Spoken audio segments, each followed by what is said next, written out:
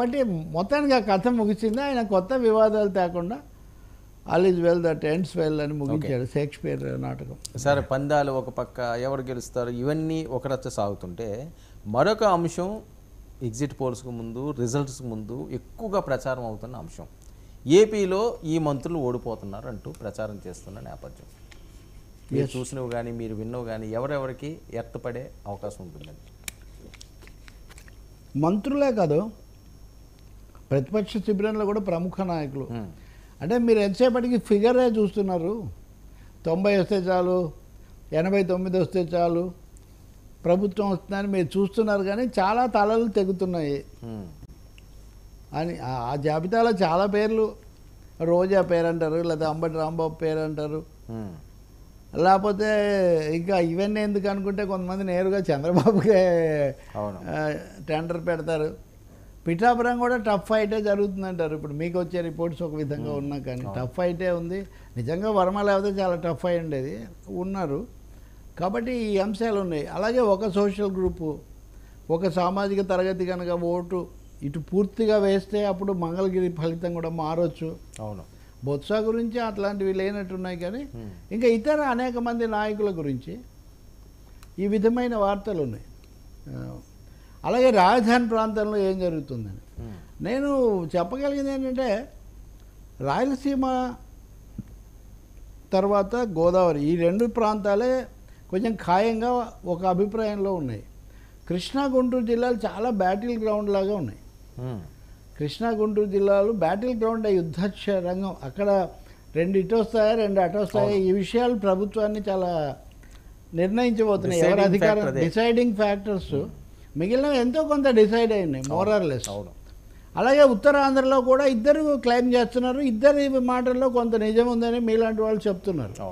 ఇది ఇద్దరికి ఒక చోట విజయనగరం పక్కన పెడితే శ్రీకాకుళం, విశాఖపట్నంలో ఇద్దరికి కొన్ని సీట్లు వస్తాయి. ఎవరికి ఒకటి ఎక్కువ వస్తుంది, ఎవరికి ఒకటి తక్కువ వస్తుంది అనేది ఎలా ఉన్నా అని. కాబట్టి ఈ ఎగువ అంటే కృష్ణా డెల్టా, అటు ఉత్తరాంధ్ర ఈ ఇక్కడ డిసైడ్ అవుతుంది. అందులో ఎక్కువ పోటీ కృష్ణా డెల్టాలో జరుగుతుంది. అంటే అక్కడ మార్పులు చేర్పులకు అవకాశం ఉంది. కృష్ణా గుంటూరు జిల్లాలో, పాత కృష్ణా గుంటూరు జిల్లాలో రాజధాని ప్రాంతం కూడా అక్కడే ఉంది. సో ఈ రెండు అంశాల రీత్యా అక్కడ ఏం జరుగుతుంది అనేది మనం చాలా మోస్ట్ కేర్ఫుల్లీ వాచ్ చేయాల్సినటువంటిది కృష్ణా డెల్టా ప్రాంతం అని మనం చెప్పాల్సి వస్తుంది. అక్కడే సోషల్ ఇంజనీరింగ్ ప్రాబ్లమ్స్ కూడా అక్కడే ఎక్కువ. వన్ సైడ్గా చెప్పలేరు మీరు. అంటే మీకు గోదావరి జిల్లాలో ఉండే కాపు ఫ్యాక్టరీకి తోడు ఇక్కడ ఇతర అంశాలు కూడా కొంచెం బలంగా పనిచేస్తాయి. ఇంకోటి ఏమో గోదావరి జిల్లాలో నోన్ ఫర్ స్వింగ్స్, ఇటు అటో మొగ్గడం అనే ఒక అలవాటు ఆ జిల్లాలకు ఉంది. కానీ ఇక్కడ ఇది రాజకీయ పోరాటమే. ఇక్కడ వీళ్ళు గెలిచినా వాళ్ళు గెలిచినా. అసలు 25 సీట్స్తో గెలిచాడు కదా మన మల్లాది విష్ణు. అలాగే మంగళగిరిలో ఆయన కానీ ఆళ్ళ కానీ వీళ్ళంతా అంత టైట్ ఫైట్ జరిగినటువంటి ప్రాంతాలు. అలా చూస్తే ఒక 22 స్థానాలు 5,000 లోపు మెజార్టీతో గెలిచినవి ఉన్నాయి. ఆ లిస్టు కూడా ఉంది 5,000 లోపు. మొన్న కూడా ఎక్కడో చర్చ చేసాం. 22 ఈ 5,000 లోపు కూడా మెజార్టీతో గెలిచినవి ఏమవుతాయి డిస్కస్ చేసాం. అదే ఆ చర్చ. ఇంకొకటి ఇట్లాంటివి ఒక సమస్య ఉంది. ఒక 20 స్థానాలేమో 2014లో 19లో కూడా టఫ్గా ఉన్నాయి. అంటే తెలుగుదేశం ఒంటరిగా ఉన్నప్పుడు, ఇతరులతో కలిసి ఉన్నప్పుడు కూడా అవి టఫ్ అయ్యాయి.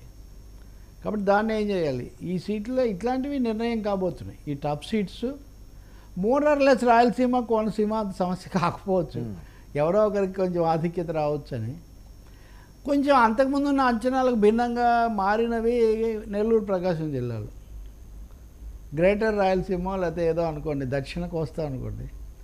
ఇవి ముందుగా వైసీపీ నుంచి ఎక్కువ మంది పార్టీలు అటుపోవడం, తెలుగుదేశంలోకి వెళ్ళటము, లేకపోతే సీట్ల చేంజెస్ చాలా ఎక్కువగా జరగడము, అదంతా ప్రకాశం, నెల్లూరు జిల్లాలో జరిగింది.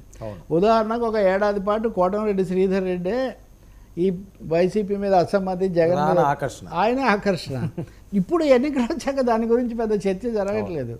ఎందుకంటే వీళ్ళు విజయసాయి రెడ్డిని పంపించారు, చాలా మేనేజ్మెంట్ ఇవన్నీ కూడా చేశారు.